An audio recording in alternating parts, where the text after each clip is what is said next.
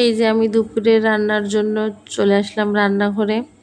এখানে আমি সব কিছু কেটে ধুয়ে পরিষ্কার করে রেখে দিছি। এবার একে একে রান্নাগুলো চড়াই দেব। আপনারা সবাই কেমন আছেন? আশা করি ভালো আছেন, আমিও ভালো আছি। আর এই যে চলে আসলাম রান্না করতে। এখানে আজকে মুড়ি ঘন্ট রান্না করবো। এই যে মাছের মাথাগুলো সুন্দর করে ভেজে নিচ্ছি একটু লাল লাল করে। তারপর একটা আলু দিয়ে দিছি, আলু পেঁয়াজ আর আদা সামান্য একটু রসুন দিছি, দিয়ে মশলাটা আমি সুন্দর করে কষিয়ে নেব। এরপর একটু জল দেব, জল দিয়ে তারপর শুকনো মশলাগুলো দিয়ে সুন্দর করে কষাবো।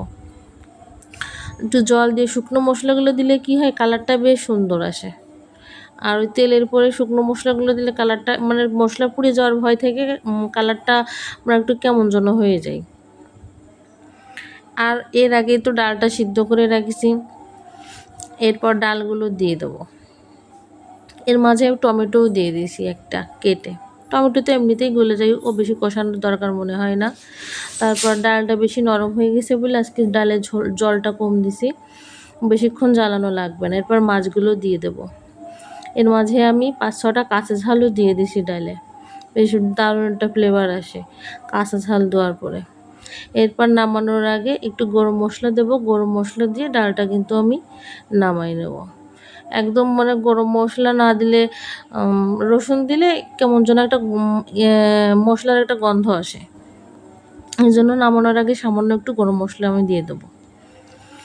আর ওইদিকে এই যে আমার 5টা চিংড়ি মাছ ছিল, ভাবছি এটাই 2টো আলু দিয়ে ঝোল ভুনা করে রেখে দেবো। আমার মেয়ে আবার মানে মুড়ি ঘন্ট খায় না, এই জন্য হচ্ছে চিংড়ি মাছগুলো রান্না করব।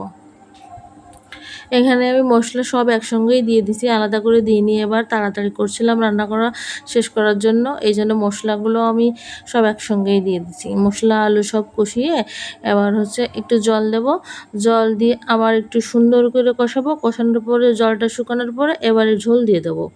ঝোল দেওয়ার পরে একবারে মানে গরম মশলার গুঁড়া দিয়ে একবারে নামাই ফেলবো।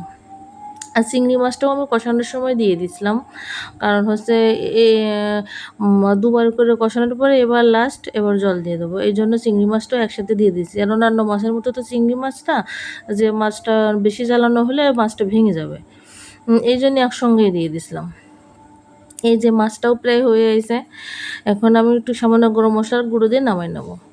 এদিকে আমার ছেলের জন্য এই যে মাছ, চিংড়ি মাছ একটা আর একটা কাতলা মাছের পেটি, মানে একটা আলু দিয়ে রান্না করব। এখানে আমার সব রান্না শেষ। চলে আসেন আপনারা দুপুরে। Bye bye.